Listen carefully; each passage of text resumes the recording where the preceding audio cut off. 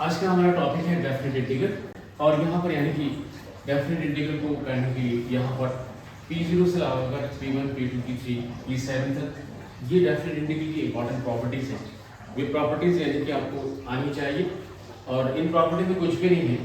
ये कहा जाता है कि ये इंटीग्रल यानी कि इस इंटीग्रल के बराबर होगा, तो चाहे आप इसको सॉल्व करें या इससे सॉल्व करें दोनों की वैल्यू सेम होगी, मगर ये आपके लिए अनकम्फर्ट है तो ये कम्फर्ट होगा।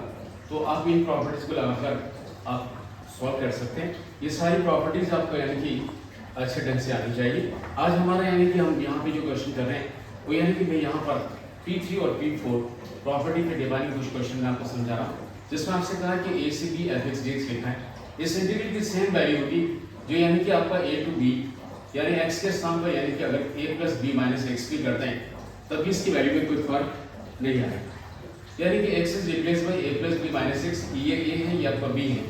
इस इंटीग्रल को मैं सॉल्व करूँ या इसको सॉल्व करूँ इन दोनों की वैल्यू में कोई फर्क नहीं होगा, मैं इसको ये भी लिख सकता हूँ। और दूसरा हमारा होगा 0 to a f(x) dx है, तो मैं इसी का पर्टिकुलर केस है जिसमें 0 to a कर दिया, तो इसमें यानी कि अगर x की जगह अगर मैं a minus x लिख देता हूँ तो इस इंटीग्रल की वैल्यू और इस इंटीग्रल की वैल्यू में कोई फर्क नहीं होगा। अब इस पर डिवाइडिंग यानी कि यहाँ पे सॉल्व करना चाहें, अब यहाँ पे यानी कि सबसे पहले क्वेश्चन लेके चलते हैं 5/6 5/3 लिखा है और इसे हम सॉल्व करना चाहें। अब यानी इस इंटीग्रल को पहले आई मान लीजिए, अब बिलोंग लिमिट 5/6 और 5/3। हम सबसे पहले यानी कि इसको आई मानने के बाद लिखिए tan x को आप sin by cos लिखते हैं। जैसे यानी कि tan x के स्थान पर sin by cos x लिखेंगे, आप इसका एलसीएम ले लीजिए, रूट cos x टॉप पे चला जाएगा और ये इसके सिंपलीफाइड फॉर्म है। आप इसे फर्स्ट मार्क करना है। आगे चलिए हम अप्लाई प्रॉपर्टी P3 और बताएं कि प्रॉपर्टी P3 में x के स्थान पे आपको a plus b minus x put करना है और आपके पास क्या है dx है। अब हम आपसे कहना चाह रहे हैं इसमें आपके पास a क्या है 5/6 है, b आपके पास 5/3 है। आई replace x by a plus b minus x, तो हर एक जगह x की जगह a plus b minus x लगा लीजिए। a आपका ये है, b आपके पास है। ऐसा करने से आपके पास क्या हो गया, because this is 30 and this is 60, 30 plus 60 it is यानी 5/2, तो ये 5/2 हो जाएगा। 5/2 minus x, नीचे भी 5/2 minus x, नीचे भी 5/2 minus x हो जाएगा। But cos 90 minus theta, it is your sin theta. Cos 90 minus theta, it is sin theta, and sin 90 minus theta, it is cos theta.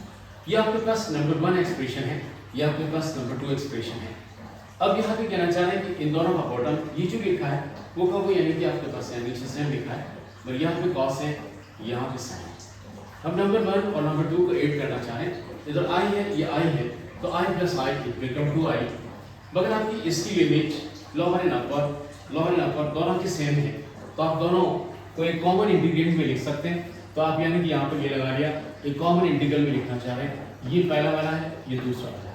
आप इसका एलसीएम ले लीजिए because your bottom is same, तो यहाँ पे यानी कि root cos x plus root sin x हो जाएगा। पर ये देख पा रहे हैं कि ये ड्रॉप आउट कैंसिल आउट हो जाएंगे, तो आपके पास ये वन हो गया। आपके पास क्या बचा dx। अब मैं बिल्कुल कंफर्ट फॉर्म में आ गया हूँ कि dx का इंटीग्रल यानी कि आपके पास x हो जाएगा। ये मेरी अपर लिमिट है, ये मेरी यानी कि लोअर लिमिट है। आप यानी कि पहले ये पुट करें और फिर ये पुट करें। जब इन दोनों को पुट करेंगे और सॉल्व करेंगे तो आपके पास 5/6 आ गया। ये आपकी 2i की वैल्यू है। मुझे तो i निकालने के लिए कहा है, तो 2 को यानी कि आप बॉटम में लिख दें, ये 5/12 हो जाएगा। इस तरह से आपने इसकी प्रॉपर्टी नंबर P3 को यूज करते हुए आपने इस इंटीग्रल को परफॉर्म कर लिया और इसका जो इवैल्यूएशन है, इसका जो रिजल्ट है वो 5/12 के बराबर है। और इसके आगे इस साल को मैं मेरे अगली वीडियो में